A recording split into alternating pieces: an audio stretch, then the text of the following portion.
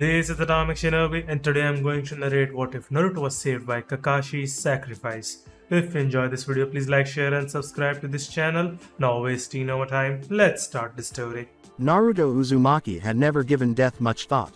If he was telling the truth, he didn't think about a lot of things unless they were directly in front of him.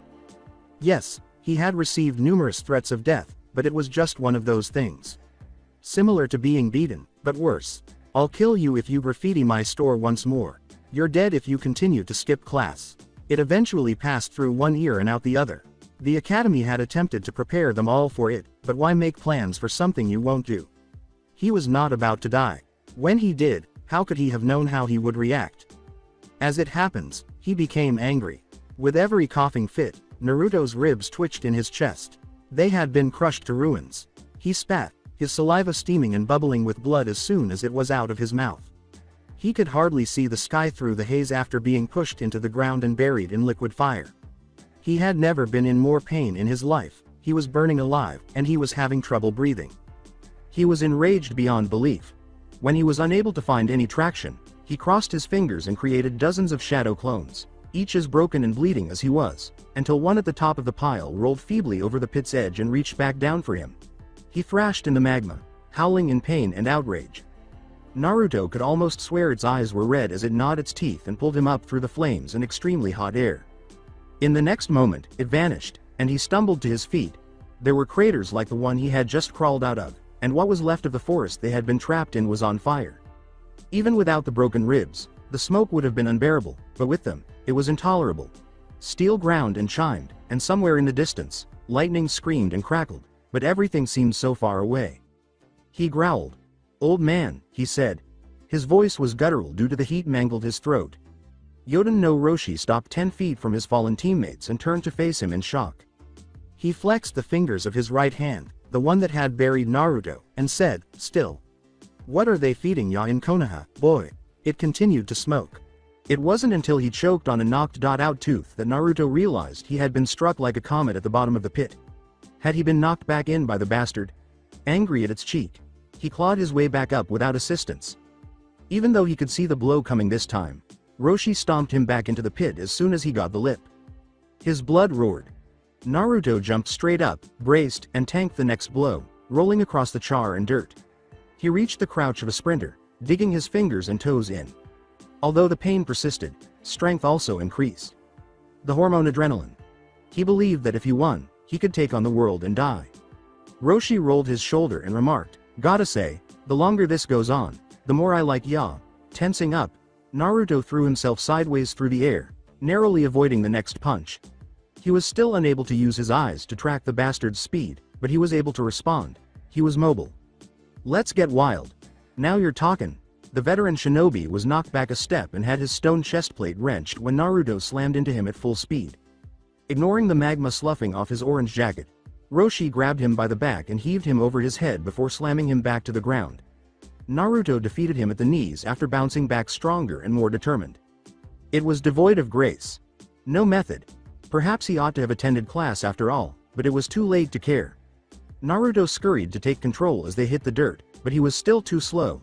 In order to leverage a spinning kick that caught Naruto on the chin and flipped him end over end, Roshi braced himself on one hand as he fell. Inferior. Naruto exerted more force. In one long pull, it seemed as though he was draining the bowl of his life's potential, draining it like broth. And it would be worthwhile if he was. If he allowed Roshi to kill him and win, he would be damned. With the help of a dozen clones, Naruto descended on Roshi from all sides. Most weren't good enough, but most died right away. One landed on Roshi's back and attached itself there, biting into his neck and ripping at any exposed skin it could find. While the old Jonin was busy, Naruto took diving shots at him and used the distraction to call forth more clones. Before Naruto could even complain about how unfair it was to be immune to fire, it rolled over him as well. Roshi vanished inside a ball of fire. Desperately, he formed clones to serve as distractions as he and one of his teammates snatched them up and carried them out of range. Because of the concussive force of Roshi's meteors earlier in the battle, Sakura was still unconscious when his clone gently lowered her to the ground and positioned her in a protective crouch. Sasuke gazed at him as if he had developed a tail. Her lips were parted in disbelief as the lopsided Tomo spun in her strange red eyes. It felt tight when he tried to smile, as if his teeth were occupying too much of his oral cavity. He tried to clear his throat and grimaced, saying, "Don't go dying on me, bastard." No dice, aside from wishing he had simply gargled glass instead. The only warning Naruto received before a kunai slammed to the hilt in his back was a momentary, hair-raising feeling and the soft whistle of metal slicing through the air. The shinobi who had thrown it locked onto him as he stumbled and fell forward, landing on his hands and feet once more. One of his men, not Roshi, who was still in the flames. Although Naruto was unsure of his exact rank, the flak jacket he wore indicated that he was high enough. It made no difference. Hissing, "Hold still," Sasuke said. The next burst of pain caused him to falter, but the kunai was out and he was running. He didn't even try to stand up straight. No time. Molten earth from Roshi's meteors and that Kuretsuchi girl's lava lunged toward him in the shape of a jungle cat, and the Iwa Nin had used the seconds to fly through a jutsu. What was that additional burn? Leaping into the enemy nin and riding him to the ground, Naruto ripped right through it. The man's hand magically produced a kunai, and Naruto barely managed to grab him by the wrist before he could stab him in the throat. He twisted as hard as he could and snarled. The bone broke. Once, twice, 3 times Naruto swung back and slammed his forehead into the face of the enemy nin. He then made a sideways lunge, allowing Roshi to stomp his own man deeper into the ground. Naruto observed the steam rising from the old man's neck as he rubbed it, saying, "You've got guts, I'll give you that." His clone had now cauterized any remaining marks. "One hell of a scrapper for your age, too. Though y'all still have that green look. What was your name again?" He couldn't really smile anymore, so he flashed his teeth. "Uzumaki Naruto." Roshi gave a guffaw. "That explains it." Together, they crashed, and Naruto trembled from the combination of Roshi's strength, his own wounds, and the rush of adrenaline in his body. He wanted to scream at the thought, but it was too much for him to handle. He flooded Roshi with clones once more, but before they could approach, the old man destroyed them with fire. He attempted a hand fight, but Roshi was faster, stronger, and had roughly a century more experience.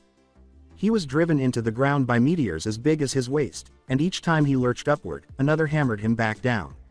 He was delirious. This was not the first time he had dreamed like this.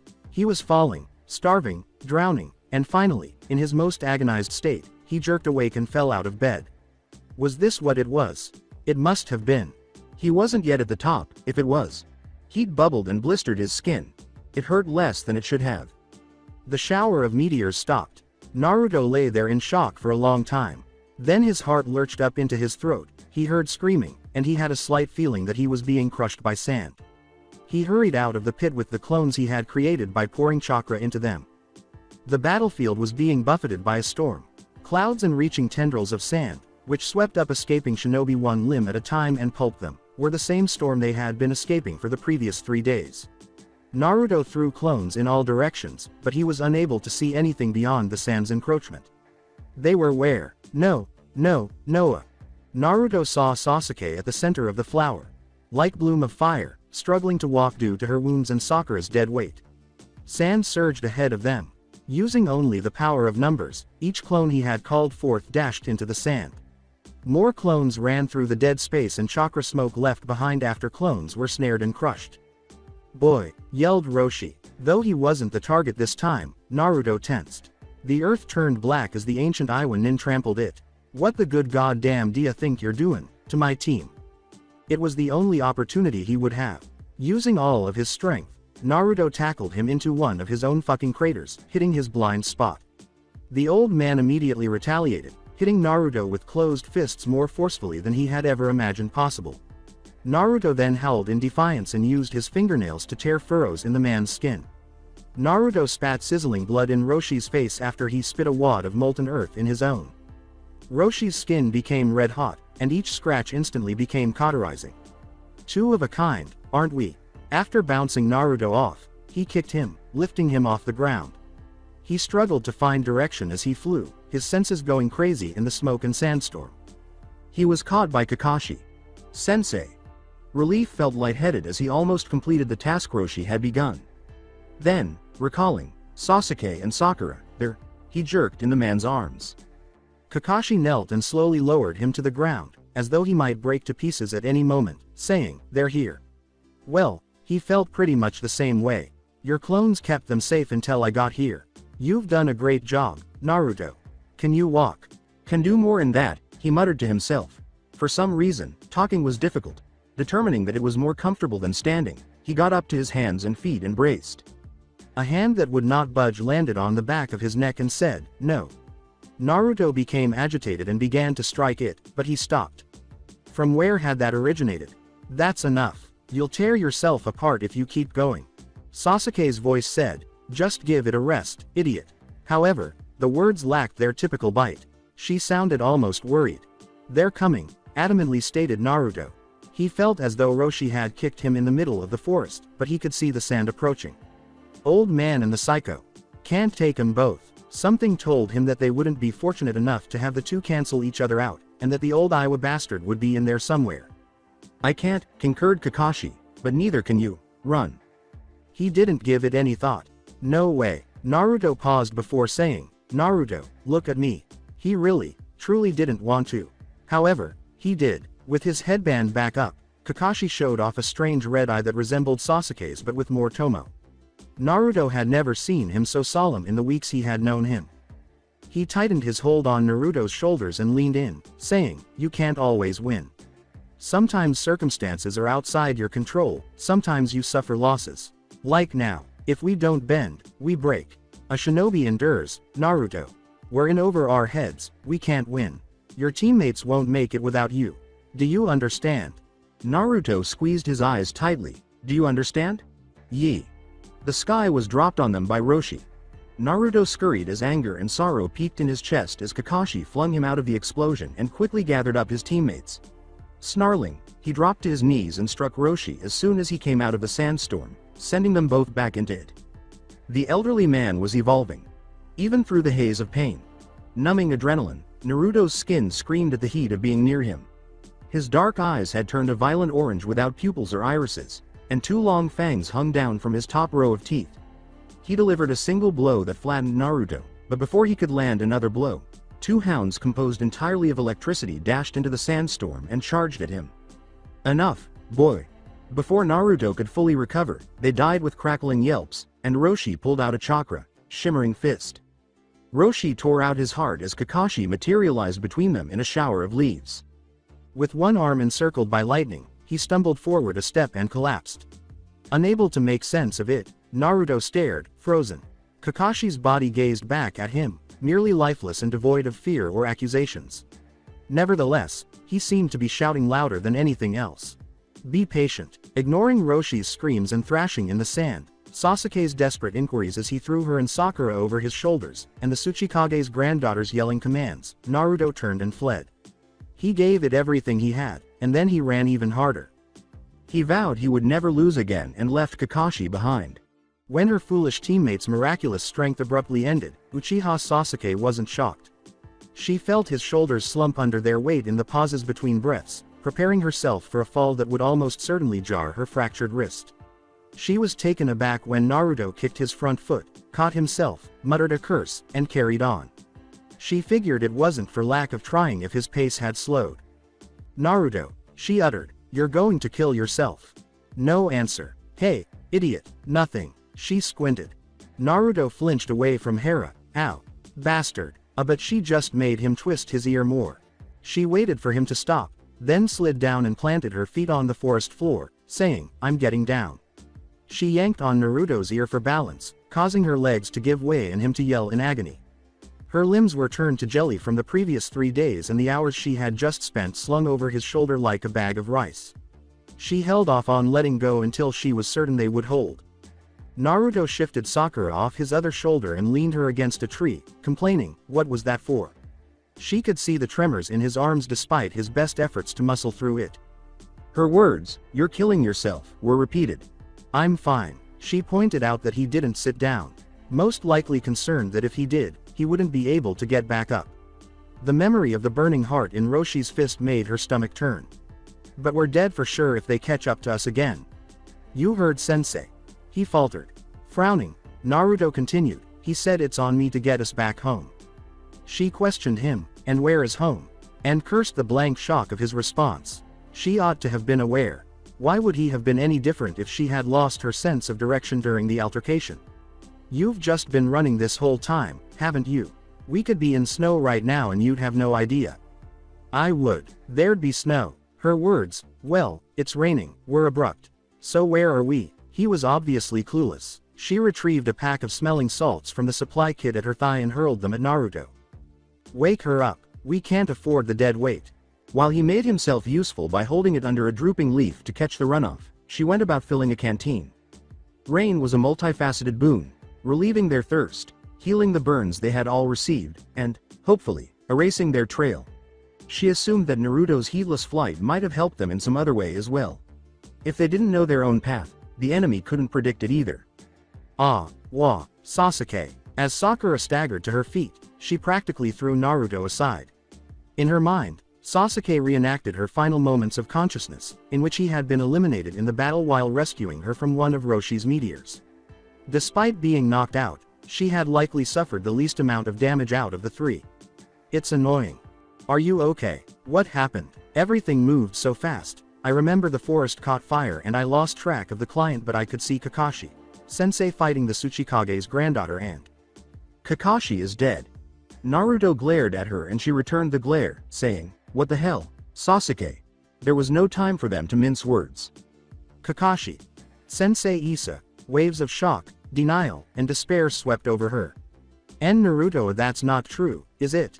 He's not. When she attempted to look him in the eyes, Naruto gritted his teeth and turned his head away. She was rocked back into the tree by a sob. No, oh Noah. Tortured, he said, he died saving me, it's my fault. Sasuke said, don't be dumb. He was the only reason they were still alive, as much as she hated to admit Ida, and she hated it awfully. Even her Sharingan wasn't enough to keep up for more than a few minutes, and Sakura had been more trouble than she was worth. Frustrated, she looked through her supplies and discovered only the most basic weapons and utility items. Their backpack had been left behind in the confusion of the battle with Iwa, and Naruto had burned his when he jumped into one of her jutsu what seemed like weeks ago. She had nothing but the contents of her pouches and the canteen clipped to her belt. For them, it would be the same. We need food and a map, she concluded. Priorities. Naruto, help me splint my wrist. W. Wait, said Sakura. I'm better with first aid, let me.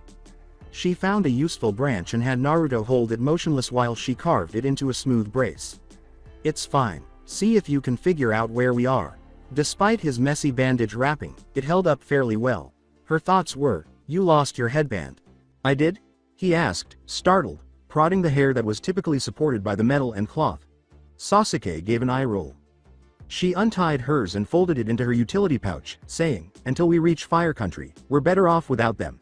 She shook her head until it was mostly out of the way as her rain-soaked hair fell into her eyes. How are your injuries? He shrugged and said, told you, I'm good. Felt like I was falling apart back then, but it didn't end up being too bad. Naruto, she uttered gradually. One of those meteors took me and Sakura out of the fight, and it didn't hit us directly. Roshi was burying you with them. After he crawled out of the first crater, she had a lot of time to reflect on the red irises and slit pupils she had seen. The way he'd spoken in that snarling, guttural voice and smiled at her, his canines longer and sharper than any human's. One moment his chakra was a flickering yellow, the next a raging blood orange, as her Sharingan had shown her. Because of her eyes, she would never forget it. Turn around. She didn't need to move his orange jumpsuit to see that there was no trace of the kunai she had pulled from his back because it had been nearly completely destroyed by fire, especially the back. No scar. The rain had even washed away the blood. She prodded the skin where a bloody wound should be and asked, does this hurt? He gave a headshake. You're not even burnt. What did you do, idiot? How should I know? I'm not a damn medic. Guys, Sakura uttered in a terrified tone. I don't recognize these trees. They don't grow in Fire Country, and they don't look like anything we passed through in the last 2 weeks. And lastly, some helpful facts. She said to Naruto, you went the wrong way. Bite me. You wish. Guys, Sakura exclaimed as she stood with her hands balled up in her red dress, shivering in the rain. What do we do? She had been asking herself that question for the past few hours. There was no standing and fighting. Perhaps they could trust Sakura to battle another genin, but not the kind of nin that had been harassing them for the past 3 days. Although Naruto was obviously suffering from exhaustion, he was in some ways not close to passing away. Sasuke, for her part, required time to recuperate and retrain some of her abilities. "We find a village," she said, and then modified it for Naruto's benefit, a civilian settlement, or something smaller.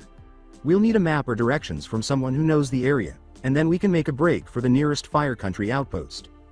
"But we're just genin," worried Sakura, shakily on the verge of tears once more. "Those were high-ranking shinobi. And we might be inside their borders. What if they find us?" "What do you think, Sakura? You got good grades in the academy, you know what happens." "Knock it off, bastard. HN.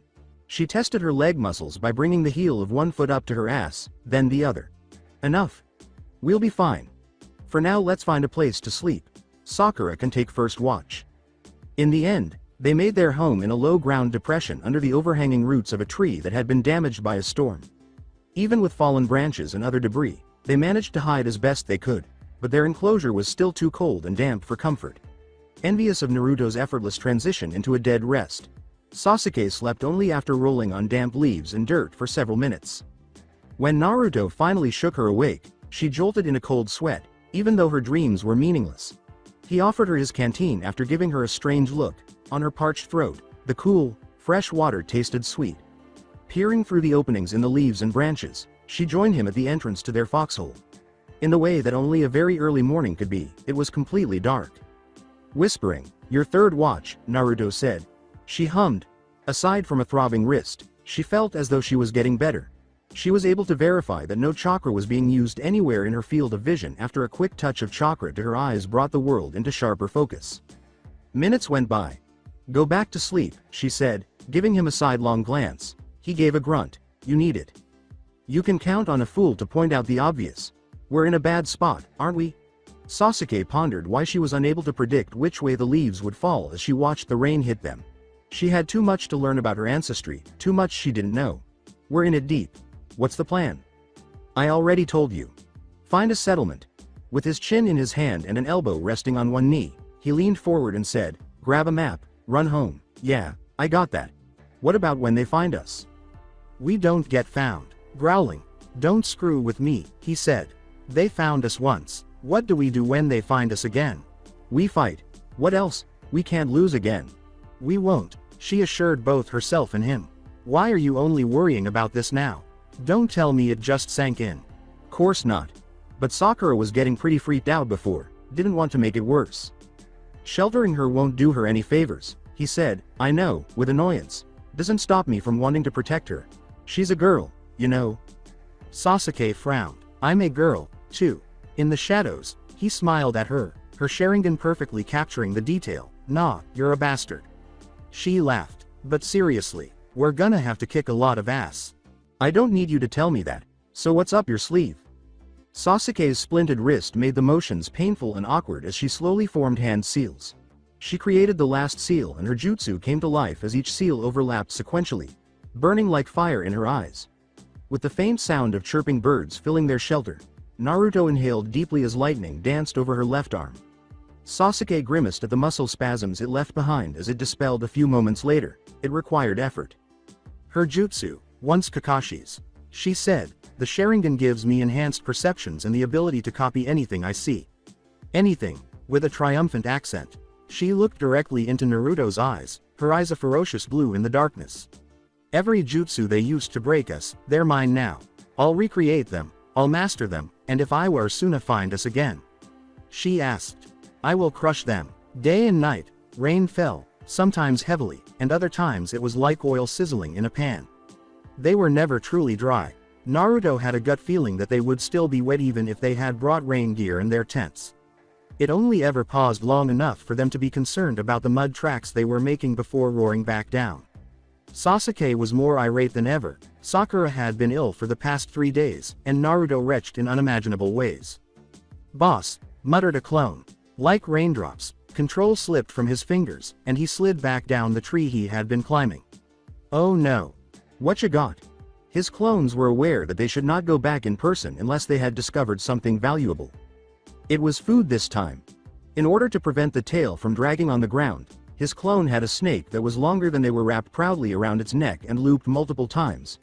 It had a green and brown checkered body, and he assumed that if it had a head, it would have had some ugly-looking fangs.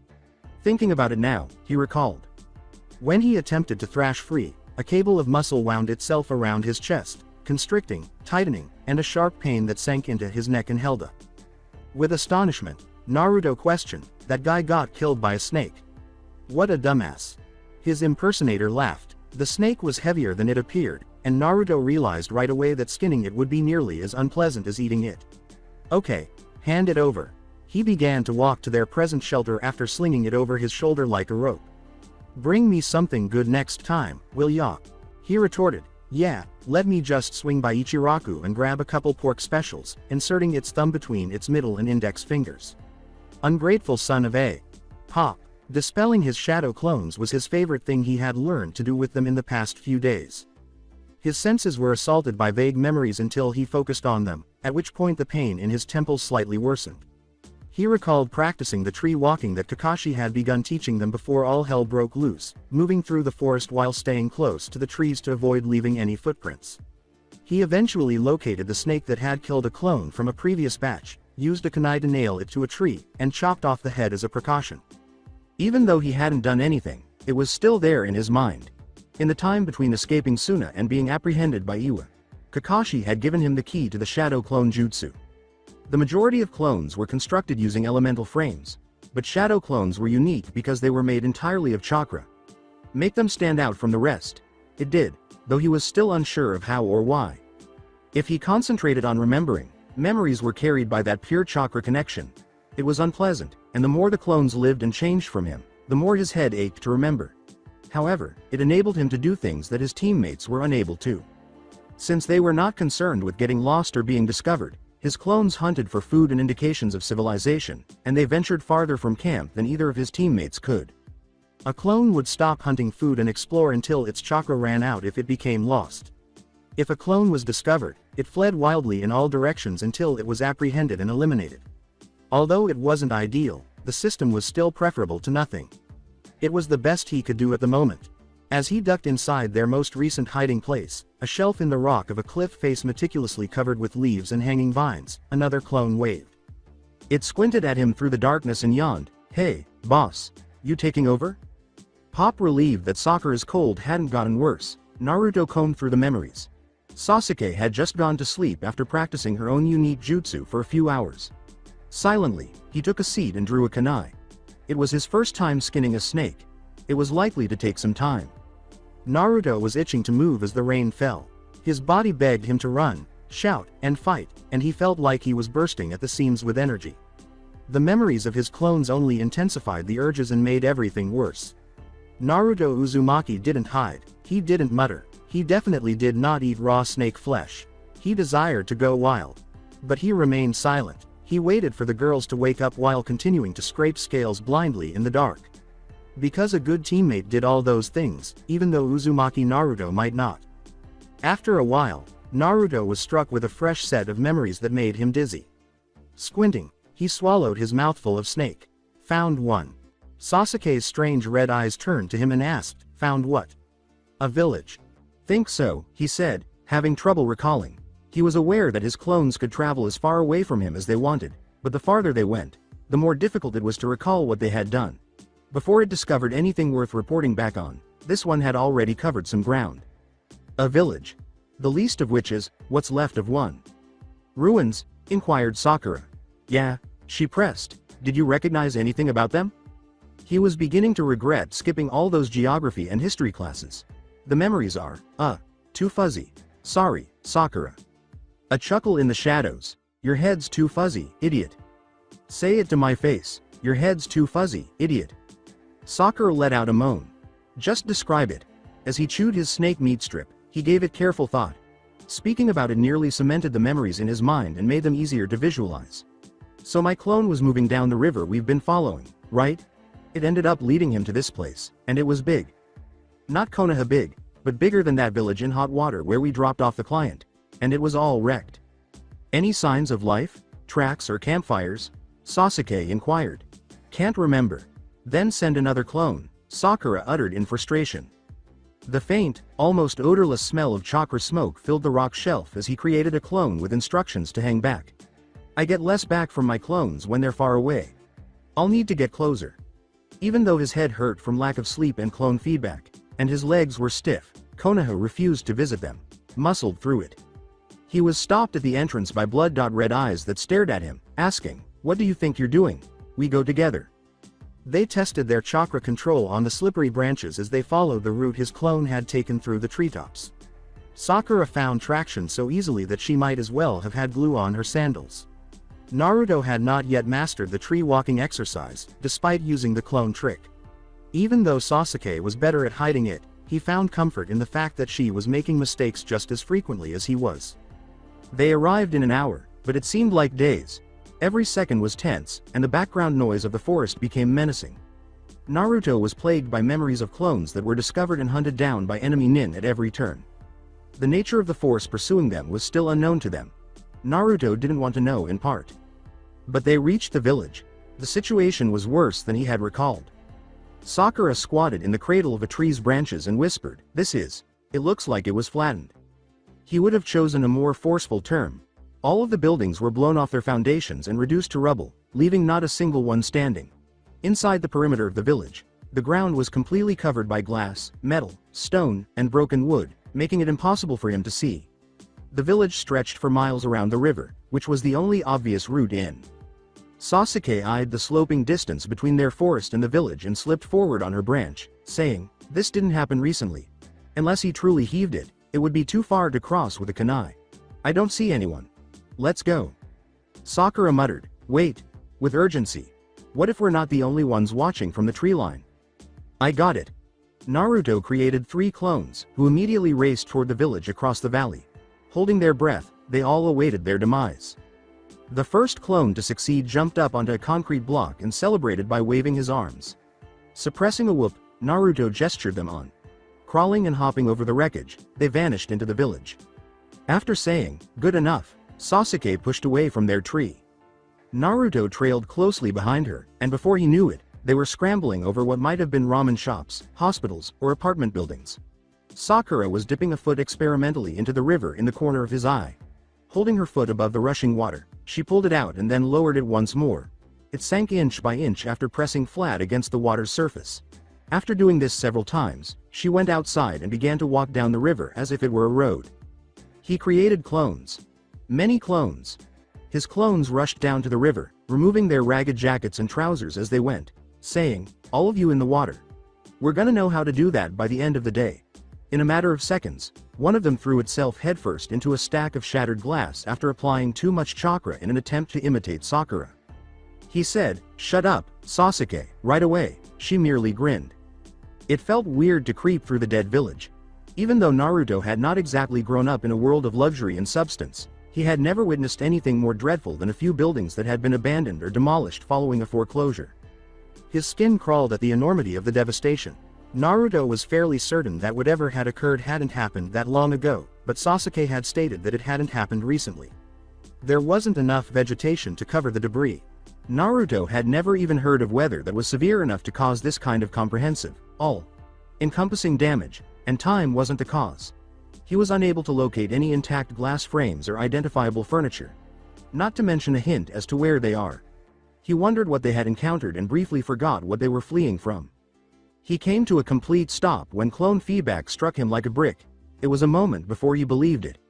Could the memories that clones sent back be changed? Were they playing tricks on him? Having remained within eyeshot of one another, Sakura and Sasuke noticed and returned to him. With a hint of fear, Sakura questioned, "What is it? Did your clones see someone?" He gave a headshake. "The 3 that went ahead found a whirlpool. That's it? You scared the hell out of me." "It's big." He needed more precise language, "really big." He said, "Show us, Sasuke." As they followed the river, the roar of rushing water gradually replaced the sizzle of the rain. As they got closer, they could see that the river ran through the village in a shallow decline until it disappeared completely. Sakura's advantage of water walking allowed her to reach the edge first. To Naruto's delight, the sight pleased her as much as it pleased him. Together with Sasuke, he arrived at the edge and gazed out over a whirlpool that could engulf the entire market district of Konoha. Sasuke gazed. "That's big." "Yeah." From this vantage point, He could just make out other rivers that were feeding into the whirlpool and draining into its center, which was 100 feet below. Aware of the shaky footing, he backed up without giving it much thought. Naturally, she noticed. Scared? Little bit? She shot him that graying glance once more, one that was half sneer, half amused. She gestured toward the vortex. Face your fears, chicken. It would have been a close call if Sakura hadn't been there to become enraged, but Naruto fought the urge to push her in. Instead, he created a clone, which dove into the water after they exchanged solemn salutes. It vanished in a matter of seconds. They stood in the rain, watching the village fade away as Sakura approached them with extreme caution. He pulled a face. That had been the most confusing collection of memories to date. Goes down for a while. The clone popped before it could get a good look around. He was really beginning to lose his mind. Send another one, then. Naruto let out a moan. They searched the shattered village until the night obscured the information they sought. Naruto would have been kicking himself for not making the most of his clones if he hadn't been sick with pain from a migraine that was getting worse over time. He could have done more if he had been as intelligent as Sakura and knew what to look for. He sensed it in his stomach. Beyond that, though, he didn't think much about it because he could also feel the snake meat rising. He slept like a corpse after Sakura took the first watch. The lack of pain felt so good when he woke up some blank eternity later that he just lay on an apartment floor they had discovered while searching through the ruins and enjoyed it for a while. Although it was no longer physically connected to an apartment building and lacked walls, the fact that it was a floor was sufficient. He was awakened by chirping birds, and after a little groaning and crawling, he reached the surface where Sasuke was using her stolen jutsu. She appeared completely exhausted. Ignoring him, she held her unbroken arm out in front of her, fingers flat like a blade, and said, "My turn." As the intensity of the electricity increased, it danced across her skin until her fingers shook and snapped apart. She shook out her hand and cut her jutsu with a hiss. "You hear me," I said. "Go back to sleep," yelled Sasuke. "Or make yourself useful, I don't care which. I need to master this." She looked angry. "Looks like you're pretty far from that." Naruto leaned back on what was likely a shingled roof and sent a few clones out to create a perimeter. "Why is it taking so long?" Her tone of voice made it obvious that she thought he was stupid. "It takes longer than a few hours to recreate a jutsu of this caliber," she said. "You sure? It only took me a few to learn the Kage Bunshin." "You wouldn't even know where to start with a jutsu this complex, idiot." He thought about that. She threw a shingle at his head, which was sufficient evidence that she needed to sleep, and said, "Or maybe you just suck." Normally, she was much harder to agitate. Even when the tomo in her eerie eyes began to spin, he continued to stare her down and say, "You're gonna fry your one healthy arm, bastard." She was even more insane than she appeared to be if she believed she could scare Uzumaki Naruto into giving in. "Take a nap and try again later. Or try a different one. You copied a bunch, right? So unjust. What a dumb Sharingan." She hissed, barely suppressing her voice. "There's no time," she said. "This is the one that comes easiest to me, and it's one of the strongest. I need to have at least this mastered before someone finds us. My Kaden isn't good enough to keep us alive on its own. So give me one." She regarded him as though he were the insane person who was hurling shingles at people's heads. Daring her to disagree, he poked his thumb at his chest and said, "Seriously, I'll use the clone trick and have it mastered in no time. Just watch. Give some to Sakura, too. Her chakra control's crazy good. I bet she'd learn faster than either of us." She hesitated as though unsure of how to start, saying, "Her control is good because she has nothing to control. The jutsu I copied would drain her in a single use, and you. Do you even know what your elemental affinity is?" "My what?" "Idiot. You can't just pump chakra into these techniques until they work. They're elemental in nature, and your chakra isn't. So teach me how to make it elemental. I told you we don't have time." "It's, says you," he shot back, "and anyway, you seriously didn't copy a single normal jutsu? Not even one?" "No, not one." Was Sasuke's abrupt halt. Naruto began to smile. He smiled and said, "Don't say a word. In silence. There's one. Some sort of hardening technique. Better than nothing, How's it go?" "There aren't any hand seals," she stated, sounding as aloof as he did while sorting through memories of chakras. "It's like a muscle augment, but not. A chakra shell? No, maybe." "What did it look like?" "Like a hand covered in boiling oil." His smile disappeared. At the end, Sasuke gave a nod. He pictured his right hand tensing in that same motion, which he remembered vividly, and tearing into Roshi in the same way that Roshi had torn into their sensei. "Yeah," he replied. "Give me that one." Under the shelter of torrential rain, they managed to survive for 8 days by consuming snakes and prey. On the 9th, Iwa discovered them. Only because of the Sharingan's improved perception did Sasuke manage to avoid their initial attack. Burrowing through the layers of wreckage, Chakra glowed a murky russet color to her senses as it rippled through the earth like ocean waves. With all her strength, she kicked off the overturned refrigerator she had been sitting on and cut off her most recent attempt at the rakery. She saw the russet chakra pulsate once while twisting in midair, and then, as if the earth and rubble had been hiding a pit trap all along, every inch of ground it covered fell away 100 feet below. All around her, chakra flared. Even though it was day, the sky wasn't particularly bright because of the storm clouds that covered it. The incoming techniques were accentuated by the contrast. The tightening of the noose around her neck was plainly visible to her. Half of her remaining supply, 3 shuriken, were thrown by Sasuke, and they sliced through the rain with lethal accuracy. Her target blocked them by canceling his jutsu and drawing a kunai from a secret sleeve pocket, but she was already rerouting them with the ninja wire through their rings as soon as she noticed his chakra ebb. After failing to execute a complete block, the second enemy nin cancelled their jutsu and raised an arm to protect their neck and face. Each of the 3 metal stars hammered away at flesh. One remained. As she watched it roil, russet chakra seeded into the earth, reminding her of Suna's psychopath. It moved to trap her in the same way that his sand did. It was nearly impossible to maneuver away in the air, but that was okay. She would use the jutsu if she was unable to get away from it. When she drew it, her Chikudo hissed, and Sasuke used her eyes to divine the point in the rising dome that had received the least amount of russet chakra. She stabbed it with her blade, struck a rock, and then threw herself up and out of the closing maw of the jutsu using that anchor. She struck a wall and used chakra to adhere to it. Even after she poured chakra into her eyes, things were still happening almost too quickly for her to comprehend. She couldn't keep up with the enemy nin, who were all wearing the reds and tans of their village. It came too soon. She had chosen to remain in this disjointed village in search of information even though she knew it would be. They weren't going to cover the cost. She yelled, "Naruto!" as loud as she could.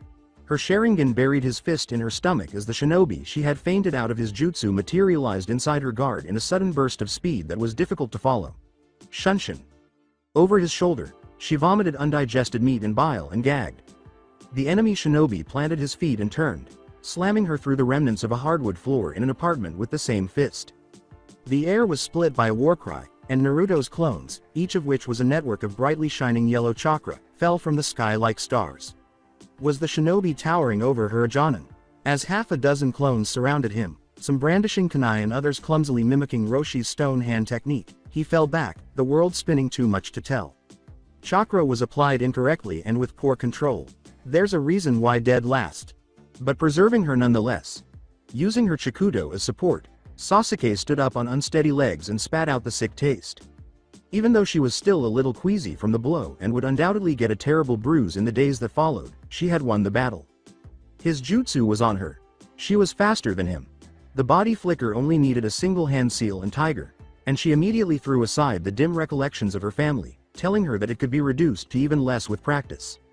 That's precisely why she hadn't been able to replicate it earlier. She was still too novice to copy jutsu without hand seals to guide her, and Kakashi, Suna's Jonin sensei, and Roshi had all gone past that crutch. To her eyes, they had been nothing more than riotous chakra in motion, defying comprehension. Neither Kakashi nor the man from Suna were these shinobi. They were definitely not Roshi. But the man had used a hand seal to bury her in the ground. In a single moment, he revealed his method and his inexperience. In order to blend in with the Shunshin, Sasuke created the tiger seal and directed her chakra through it into her body precisely. The effort of monitoring her surroundings caused her Sharingan to burn, and she had to bite down on a scream on multiple occasions after clipping a piece of debris. At the end of it, however, she emerged behind the nin she had struck with her shurikena, a meek shinobi with brunette hair that hung limply over the red fabric of his headband. He hadn't anticipated her. She swung her Chikudo down the length of his injured arm rather than attempting to pierce his guard as she saw him recoil and brought a kunai to bear in his defense. Each of the 3 shuriken was struck in his flesh, grinding against bone as it turned them like gears and forced them deeper. He was stunned by the pain, but before she could investigate, the ground began to move once more. Rushing past the sloping walls of earth and wreckage, she activated the body flicker once more. Her head was spinning due to the technique's extreme speed, and her hips and legs were hurting badly.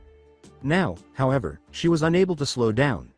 That russet chakra needed to be stopped. Sakura ran down the river, screaming, "Sasuke! What's going on?" She and Naruto's clones had been investigating by the whirlpool. She urged chakra to her eyes and said, "Free Iwa Nin," while searching for her target.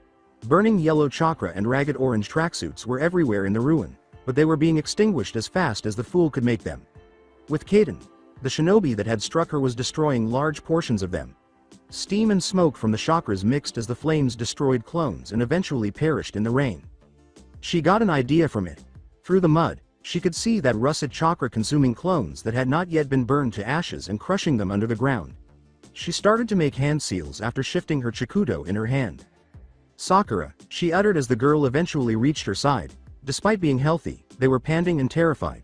"It would have to do. I've injured one of them, moving northeast. He's inexperienced and his right arm will be useless. Handle him." "Me? Wait, hold on. There's Kaden," spitting every lick of fire at the shinobi with russet chakra. Sasuke retreated and filled her throat with as much chakra as she could spare. The rain was coming down too hard and she was too far away for it to hit, but it was okay. In the midst of the steam and rain, she witnessed him flatten both palms against the ground and summon a curved wall of earth to block the remnants of her jutsu after the rain had had its way. Her final 3 shuriken, which she had concealed within the steam, curved sharply around the wall's sides, blocking his view of her just as surely as it had prevented hers of him. The third went taut and held, while the wires on 2 of the 3 jerked as they were batted away. "Go!" she yelled at Sakura before disappearing once more into the body flicker. Her chest heaved for air and her legs burned, a painful reminder that even if she could battle the Sharingan at this level, she couldn't do it for very long. It would need to be sufficiently long. She emerged from it at the wall's base, squatted, and leapt over it while holding her chikudo against her shoulder. Sadly, the third shuriken had only lodged itself in the enemy nin's flak jacket, which was the first thing she noticed. The second was that her leap would land her squarely in the pit trap he had set up just behind the wall. He was on the verge of falling into his own trap when she pulled on the wire that was fastened to the shuriken in his flak jacket, giving her the leverage she needed to alter her course. Bringing her blade to bear, she struck the ground next to him and enjoyed the gleam in his eyes. She immediately realized that she could have overpowered him if her wrist hadn't been broken as their chikudos clashed with his kunai. He wasn't much faster than her, but he was stronger. However, because she was unable to use her full strength due to her splinted wrist, he countered her blow for blow. She tightened her jaw, barely avoiding a stab wound that would have pierced her kidney. It came too soon. He would only gain an advantage if he created space once more. He had total control of the battlefield thanks to his strange Doden technique, and she was out of shuriken and burning chakra at a dangerous rate. She felt as though she was battling the redhead once more, but this time she had a more intelligent opponent who probably wasn't against accepting assistance from teammates. She had no idea how long Sakura and Naruto would stay together. They might only be there for a few seconds. Which gave her only one option. With her next swing, she dropped her chikudo, let him hit it out of her hand, and then jerked it back. She created 3 hand seals out of sight of him as he moved to kick her weapon out of reach as she reeled back. Monkey, rabbit, and ox. She struggled to control it, biting down viciously on her bottom lip as lightning crackled bright blue from her elbow to the tips of her fingers. Straight fingers and a locked elbow. When the Iwa man heard it, he fled in alarm and recognition. Disappointed that she couldn't execute the shunshin without hand seals, she hurried to get closer. In order to apply this technique as intended, she needed speed. She required more chakra. She required a. The lightning danced out of Sasuke's hand as it jerked and twitched from the knife shape she had held it in, inches from his chest. She felt like screaming. She screamed, mostly in frustration that she had come this close for nothing, but also in pain. She had no way to protect herself from the enemy's retaliatory movements without her chikudo. Howling a challenge, one of Naruto's clones leapt off the top of the earth wall and pounded an elbow down on the enemy's head. A moment later, it was scattered, causing a kunai to be sent to the temple, but not before Sasuke had time to jump back and 2 more clones rushed past her into the battle. She grabbed her chikudo with a body flicker, recognizing the distraction for what it was. Another clone whispered, "Hey," near her ear, and she nearly snubbed it when she spun around. "Whoa, easy, it's me." She frowned. "Idiot. Where's the original?" The clone gestured hazily south toward the enormous vortex at the heart of the dead village. "There are more guys back there, the boss is handling them." It was her demand. "He's what?" with blue eyes that narrowed to slits. The clone pointed at the Iwa field manipulator and said, "Forget about that. We've got to work together and beat these guys down quick. I have a plan." The words, "You have a plan," she repeated. The clone smiled. "Believe I." It blew away. The wispy smoke of chakra it left behind caught Sasuke's attention, and he then looked around the battlefield, where similar clouds were thinning in the rain. All the clones had vanished. Distraction. Free. The russet nin began developing a new field modification. She had no choice but to use a body flicker to close the gap and use her blade. They clashed again, steel to steel, after he abandoned the technique. Her arm was numbed from her unsuccessful attempt at Kakashi's jutsu, and she was now weaker, but she compensated for it with adrenaline, outrage, and fear that Naruto's clones had dispelled for a reason. The man with the russet chakra knocked her Chikudo from her grasp a second time after the nin with the ruined arm slammed bodily into her, knocking her off balance. She struck out at the newcomer's wounded arm, but he pushed her away with his bulk and weight. A knee landed in the small of her back as she was flung to the ground. He hissed, "Gotcha," and wrenched her broken wrist behind her. Sasuke experienced pain unlike anyone else and saw stars. Another voice said, "Itten," and it was the shinobi from whom she had stolen the body flicker. Taking Sakura by the hair, he stalked through the ruins. Because of all the positive effects it had on her, Sasuke's teammate cried and thrashed. "That's two," said Itten, the man with the russet chakra. He had a goatee that made him appear older than he actually was, hard eyes, and dark features that tended toward brown. Where did the others go? Ground zero.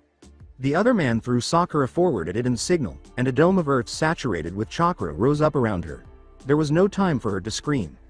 Snarling and jerking, Sasuke ignored the Paina no, he accepted it, used it, and struggled even more. Before the other useless nin in the business of giving away jutsu grabbed her by the back of her neck and pushed her face into the dirt, the worthless Iwa nin with the ruined arm grunted and cursed as she bucked. Earth rose up around Itten as she said, "I've got the Uchiha," anchoring each of her limbs until she was only able to move her neck. She stopped and said, "Go, both of you. Secure the Jinchuriki." What? Naruto was unable to breathe. He vaguely believed that he should be concerned about many things, but drowning was the most important one at the moment. Gasping for air, he lurched to his feet. It had an acrid, stale taste. He looked around, his heart starting to race as he recalled being discovered, struggling, and being struck by an invisible force. However, nobody was in the area. Furthermore, he was no longer in the destroyed village. He wasn't even close to the surface, anyway. He was in a tunnel with a dim yellow light shining on him. He was surrounded by foul, smelling water with pipes attached to the walls and ceiling. It appeared to be a sewer. Was he beneath the community? Were they really that hard on him? Naruto stood up and stretched experimentally, but he felt fine except for a slight burn where the sewer water had come into contact with his skin. Thus, he needed to move quickly to rejoin the battle. Following the water's course, Naruto ran down the hallway as he rummaged through his clone's memories. It didn't appear promising. Regardless of how quickly Sasuke sped across the field, she was quick. With that wrist, she couldn't defeat 3 enemy nin on her own. To win it, he had to resume his efforts, create clones like he had never done before, and, if necessary, toss them over his shoulders and book it like he did the last time when Naruto skidded to a stop. He had arrived at the end of the tunnel and had entered a new one. The word, cavern, wasn't appropriate because it was obviously man-made, but he had never heard of a sewer this large. Without touching either edge, he could have crammed the Hokage Mountain's 4 faces into the space. On both sides and above him, dozens of other tunnels poured foul water that was a sullen red, feeding into the area. The bars on the far side, however, were what stopped him cold. They rose hundreds of feet into the air, each one thicker than his waist, and vanished somewhere in the ceiling. Large spiral carvings that were carved all the way up into the stone framed them on either side. Additionally, one slip of paper was adhered to the metal in the middle, where the bars came together to form a gate. It said, "Fuin, seal." Beyond the bars, the area faded into red light, dripping shadows. The familiar feeling of being observed, marked, and despised made Naruto's skin crawl. Pathetic. Naruto lost his footing and tumbled back into the water. The sheer volume of the word caused the water to ripple and the pipes to rattle. Every syllable was booming and snarling, like thunder crashing down a mountain, and it sounded like nothing a human could imitate. The burning water was counterbalanced by cold sweat. He was afraid to breathe. Buried by the monkey, given a taste of true strength, and already you return to the brink. Weak, even for your powerless race. Naruto forced himself to stand up, bracing himself on a trembling fist. It didn't sound the way he wanted it to. Who the hell are you? A bit too terrified. I am all the world's evils. Something too big to be true caused waves to surge out through the bars. The first and only demon. The Kyuubi no Kitsune gazed down at him as crimson eyes rolled open 100 feet in the air. When he got over his fear enough to think, the first thing that sprang to mind was, "But you're dead." The idea spread and gave people confidence. The Yondaime killed you. It skulked, its outline blazing with acrid red light. You can't kill hatred with a blade. I live in the heart of every man. For as long as your foul race continues to fester, I will never die. The physical manifestation of hatred. The Kyuubi will undoubtedly follow human suffering wherever it goes. He had assumed it was merely a statement made by adults to frighten children. All of them had. Everyone was aware that 12 years ago, the Kyuubi was killed by the Yondaime. Hokage, the elderly man, had stated it himself. Why was it here, then? How come it wasn't dead? When he finally said, "You're in everyone, Sakura and Sasuke. Even, Kakashi?" The water was boiling hot and simmering around his ankles. His teeth were ground until he feared they might break. This fox is a bastard. This hideous furry mountain. That was you. You gave me power, but not Kakashi. Why? It exposed its teeth, each of which was bigger than Naruto, and said, he was empty. I exist where hatred overcomes virtue, but he had nothing of either. Dead from within. Your rage demanded retribution at any price. So it is with every human I devour. He yelled, like hell I'll let you eat me. You're trapped behind those bars, aren't ya? Whatever this is, my heart, my chakra, doesn't matter. You can't get out. Before 9 crimson tails slammed into the bars and rocked the floor out from under him, the only warning he heard was the hiss of rushing air. With the menacing sound of ringing metal reverberating throughout the room, Naruto thrashed in the searing waves of sewer water. Wide-eyed and panting, he struggled to maintain his chakra balance on the water's surface. These bars will rust. Your suffering, impotent wrath will bring them to ruin, every call for my power grinding them further to dust. Until one day they are nothing but remnants of hope and you another soul in my stomach. And then I will be free again. It was only a promise. Naruto was able to visualize it. Never. Regardless, he denied it. I'll never let you out, I'd rather die. Then die, he was told by the Kyuubi. There will be other hateful souls. I want to kill a certain man. He didn't last long, despite his best efforts to ignore it. Sasuke was pure hatred. Her life's goal was to commit murder. Was she hearing the same thing from the fox in her head as he was? Which would she choose if she had to choose between rolling the dice on a demon's power, dying here in who fucking knows, or somewhere in the country? He was certain she would choose one. The jerk. He said, "Give me the power," before he could change his mind, only me. Insolent child. I do as I please. Damn fox. He was running on sheer impudence after throwing fear to the wind somewhere along the way. My friends are dying out there, our sensei is already dead. I won't lose another one, not to you or Suna, and not to you. So give it all to me. The Kyuubi's pupils were sucked up by its crimson eyes, and in exchange? Defiantly, he asked, "What do you want?" He would bend if necessary to prevent his teammates from breaking. He would use the fox's strength if he wasn't strong enough on his own. Naruto sensed the king of monsters' laughter deep within him. The only thing you have to give. Deal. After striking the bottom of the whirlpool in the dead city, Naruto thrashed awake, futilely resisting the current's thrust. His insides burned with the same heat they had when he'd fought Roshi, and he gagged on water that had filled his lungs while he was unconscious. Gravity and the swirling current finally threw him out of the water, causing him to bounce off slippery rock and land on all fours. He spit up bloody water after hacking.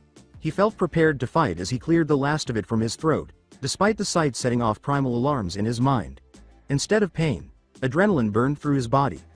Caustic red chakra had cleaned the stomach wound from the jutsu that threw him into the whirlpool, a javelin of earth thicker around his wrist. With unnatural ease, Naruto leapt up the cave's walls, his hands and feet adhering to the slick surface. With some unease, he realized that his chakra did indeed follow his intentions as if it had a mind of its own. He dismissed it. There's no turning back now. The cavern was enormous, and Naruto noticed that it was covered in the same debris as the outside as he scaled its walls. Stone, uprooted trees, and broken buildings stretched into the shadows of what appeared to be a vast system of underground rivers. Naruto found it difficult to understand. The center of the village appeared to have been spiked through the ground and crumpled into a ball. He didn't have time to wonder what it was. With all the strength the Kyuubi had given him, Naruto jumped up into the whirlpool after digging clawed fingers into the stone and focusing chakra into his hands and feet. He was struck hard by the water's surface, but not enough to stop him. Like a thrown kunai, he leapt to the air and flew. He was attacked from 3 sides by sensations he could not adequately express.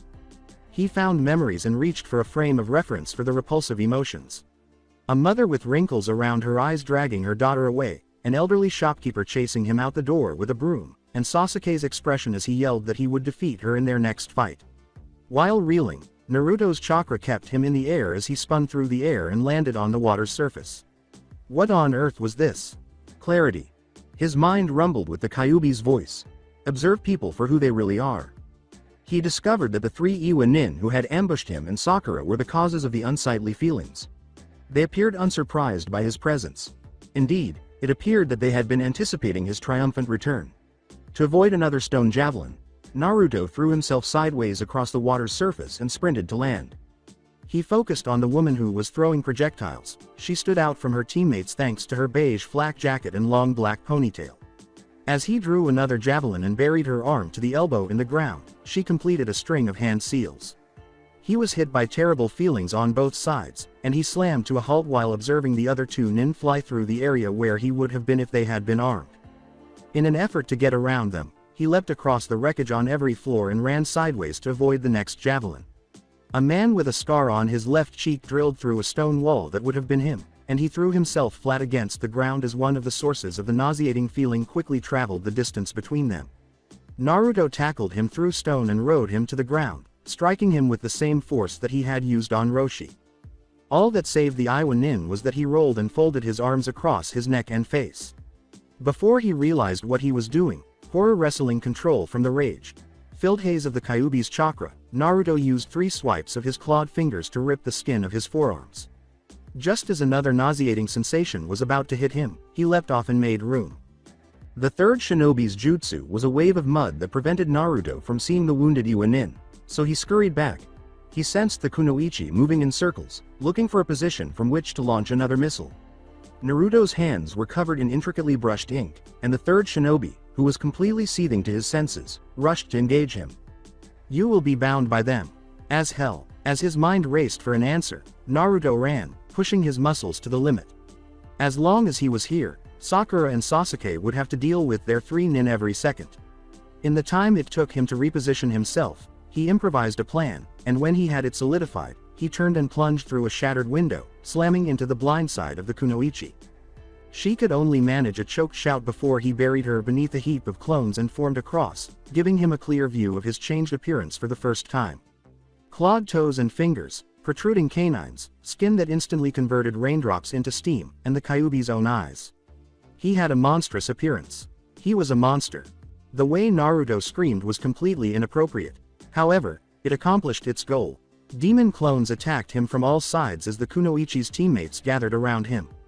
In addition to being better fighters and nin than he was, they also had a means of binding his newly acquired strength, if the Kyuubi were telling the truth. However, both he and his clones were able to sense them. Without ever seeing them, he could ambush them. He might prevail. Fear, disgust, disdain. When he eventually recognized the unpleasant feelings emanating from the 3 enemy nin, the weight of them made him feel nauseous. He had acquired its sense of negative emotions from the Kyuubi. He felt like throwing up.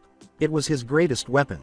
5 more distant points of terrible emotion were detected by Naruto as he opened his senses. 3 stayed behind, 1 grim, 1 scared, and the last of the last roiled with layers of such disgusting negativity that it made Naruto's head spin. 2 were moving toward the whirlpool. He created 2 more clones and gave himself an animal-like shake. While he headed straight for the 3 who were still there, they screamed and raised hell as they went wide on either side of him. He became more enraged with each use of the Kyuubi's power, which fueled the fire inside of him. He was getting stronger every second, but he knew he was going too far because of the slight burning in his veins, causing excessive harm. When he kicked off a wall and smashed into a huge hole in the ground, tunnel vision almost killed him. In a panic, he crossed his fingers and created dozens of clones. He used them as footholds as he ran across, and they fell screaming into the pit. The rising walls of a dome would have eliminated him from the battle as surely as a javelin or seal, but he was able to avoid them because he recognized the jutsu. The ruins rose to ridiculous heights and fell with deadly force, shifting like waves. With the Kyuubi's chakra snarling through his veins, Naruto felt all too at ease as he bounded through the chaos on all fours. As he closed in on them, he jumped over a toppling refrigerator and crashed through a window, focusing his new senses on the most repulsive of the three signatures. He broke through the walls of the destroyed apartment and attacked the object of the sickening Hatreda. As he slammed into her, ripping her free from the restraints she had been partially buried in, Sasuke let out a cry and sent them both flying. "Sasuke? It was you." He was aware of her problems, but Thisa. "Naruto." She briefly maintained the same incredulous expression, but it soon gave way to a darker one. "What are you, idiot?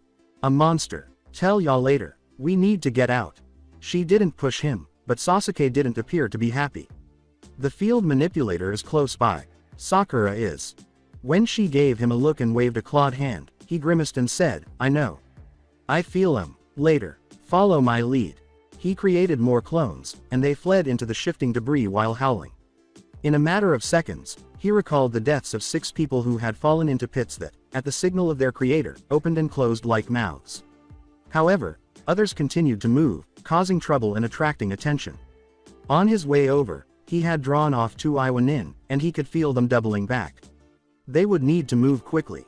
Slower at first, Naruto loped through the waves, but he removed full throttle when Sasuke demonstrated that she could match his top speed with some new jutsu she had stolen. "You grab Sakura while I distract this guy, and then we're getting the hell out of here," he said as best he could, his teeth taking up more jaw space than normal. Between sprints, Sasuke spared him a disdainful glance. "Distract him how? I'm gonna hit him hard." She echoed, "Hit him hard." All of Naruto's teeth were visible in his smile. "Really hard." When the shinobi in the Doden Storm's eye spotted them approaching, all of the waves and cracks suddenly froze. Before Naruto could even comprehend the warning Sasuke yelled, the enemy nin slammed both palms to the ground, tilting everything in its path on an enemy-controlled axis. The village itself ascended, blotting out the man, passing over the stormy skies, and then descending. A tide. As much of the noxious red rage as the fox would allow him to flow through his limbs, Naruto gave himself up to it. He followed the beacon of the Iwa Nin's disdain to its source, racing across the waves so quickly that he lost all but one sense of control. He found the man within arm's length after slamming through his jutsu as if it were nothing more than water. Naruto wasted no time in attempting to parry a kunai that was brought to bear. He had once been healed by the fox. He might recover from it. Naruto lunged through the gap between his neck and shoulder, where steel had sunk, and he pumped chakra into his hand until his fingers were stiff. He felt ribs break under the blow as he slapped the seasoned shinobi away. Just like Kakashi, the man crumpled, and like Kakashi, he remained motionless. Naruto stumbled and collapsed next to him, gasping for air and pawing at the knife. He would be healed by the Kyuubi. He would be fine. All he had to do was extract it. A single yank would end it. Simply take Ida. He created a clone of the shadow, pointed to his neck, where the knife was. Despite flinching, his clone clutched it in a clawed hand. "Grit those teeth, boss." Monsters had their limits, too. Sasuke had had enough of escaping. She was fed up with caring for a broken wrist, never being dry, and eating snakes, toads, and anything else she could find in the muck. Every day that Kakashi's assassination method eluded her, she grew increasingly impatient with herself. Sakura had been bothersome before they were thrown into this mess and hadn't improved since, so she was at her breaking point with her. But more than anything else, Sasuke was fed up with not knowing what to anticipate from Uzumaki Naruto. As their teammate sped past, scuttling through the trees on all fours like an animal, Sakura let out a startled cry and almost fell from a tree branch. Burning chakra that she should have been conserving, Sasuke flickered after him while cursing. She yelled, "Naruto!" But he didn't appear to hear her. He continued to charge, a blood orange comet that was so painful to look at that it made her Sharingan hurt. "Hey, idiot!" He spiraled to the dirt as a branch snapped and cracked beneath him. He did not stand up again. She watched him writhe on the ground as Sasuke flickered and landed next to him, fear taking precedence over annoyance. The things she had witnessed him do to get them out of that dead village showed that he was obviously in poor health. When she looked closely at him and noticed that more than just his chakra had turned a furious red, Sasuke hissed. He appeared to have been burned from head to toe. She fumbled for her canteen and spilled its contents on his bare skin, asking, "What have you done to yourself?" It was ineffective. Through clenched no, not clenched teeth, Naruto screamed. Like the first time, they had grown once more and locked together. Sasuke lunged to grab his hands as he twisted away from the canteen, fumbling at the soaked skin. They were covered in his own blood when they left. He had claws. Sasuke searched her mind for any method or lesson they might have learned in the academy that would help to explain it. Did the family use this tactic? Is there something prohibited? She detested the fact that she didn't know. Her thoughts were interrupted by a scream, and it wasn't Naruto this time. What is that? Sakura was now up to speed. Fantastic. As her foolish teammate flailed in her grasp, attempting to break free with strength he really shouldn't have, Sasuke grunted. She used her elbow to press down on the arm she was holding down with her broken wrist after releasing it. Sakura continued to babble in the meantime. What is? Sasuke. Who? No, what? Clearly, it's Naruto, she yelled. I don't know what's going on either, but we can find out when he's not dying. Help me. Sakura drew closer, but she recoiled each time Naruto thrashed or made a sound. Useless. When she heard someone crashing through the treetops behind them, Sasuke was debating whether it would be better to simply beat his head with the ring of a kunai until he passed out. Oh no, not now, not when they were so near getting away. Naruto called out, Sasuke. Sasuke turned to see another idiot copy leap out of the trees and fall heavily, unsteady due to the Iwan Nin hanging limply over his shoulder. Terrified by the clone's ferocious appearance, Sakura staggered away. In the moment of confusion, the originala, if he was the original at all, threw her off. She wrestled his hands away from where they had been grabbing at his throat and threw herself back on top of him. When she recognized Iden as the field manipulator, she demanded, What have you done? She jerked her head at the Naruto beneath her, asking, Why would you bring him here? And why are you like this? With a desperate, I couldn't just, he's dying, Sasuke. The clone laid the enemy Nin down with ridiculous care. It was that new jutsu you showed the boss. He was just trying to knock the guy out, but it hurt him real bad. And when the original Naruto attempted to lurch up, Sasuke growled and slammed him back to the ground. So, they're the enemy, you fucking idiot. You think they'd care if you died? You think they cared when Kakashi died? The clone twisted his bestial features into a terrifying expression as he endured torment. We're not them, bastard, it's not right. As she struggled to interpret his chakra's movement, she said, If we don't stop whatever is happening to your boss, you're not going to be anything. From what she could see, it was roiling through his body without regard to intent or hand seals. The fool's skin darkened to a more frightening red, and his muscles seized wherever it went. Why did he continue to channel chakra? How, in spite of his condition, was he still channeling? Concerned about the lifeless Iwa Nin and the blood-red chakra cord that bound him to the original, Sasuke gazed at the clone. Naruto. The clone raised its head. Yay. He exploded into chakra smoke as her kunai pierced his right eye. Beneath her, Naruto arched up and let out a choked cry through his gritted teeth before collapsing. To be sure, Sasuke held him down for a few seconds before leaning back. He remained motionless. Sakura whispered, Sasuke. She sounded tremulous. This is too much, I can't do it anymore. Do what? Yelled Sasuke. She was aware that the statement was harsh. You haven't done anything, Sakura.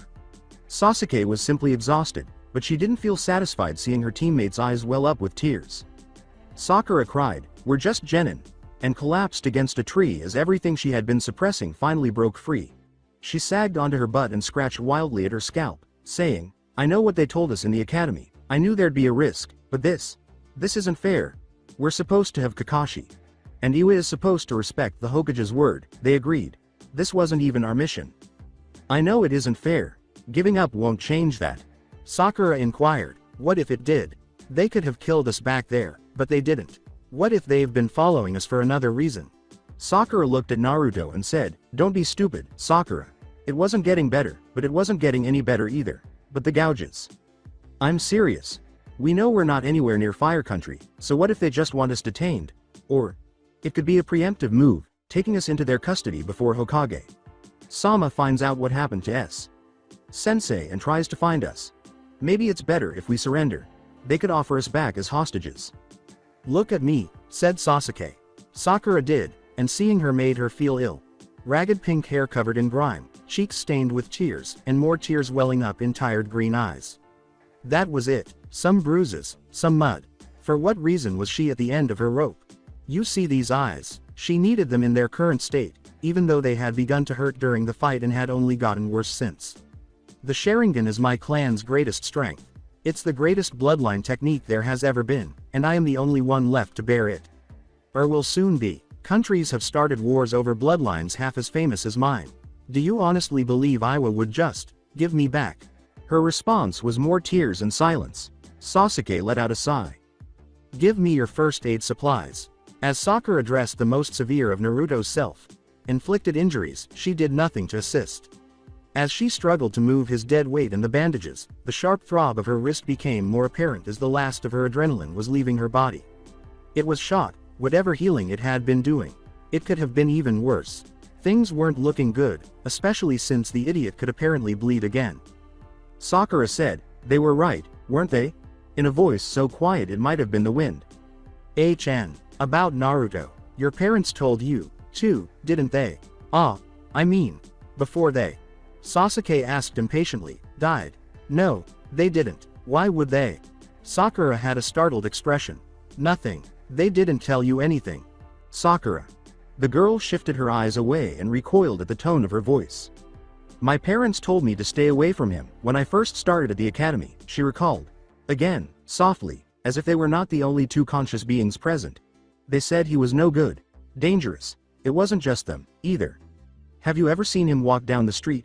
People avoid him, like he's sick, or feral."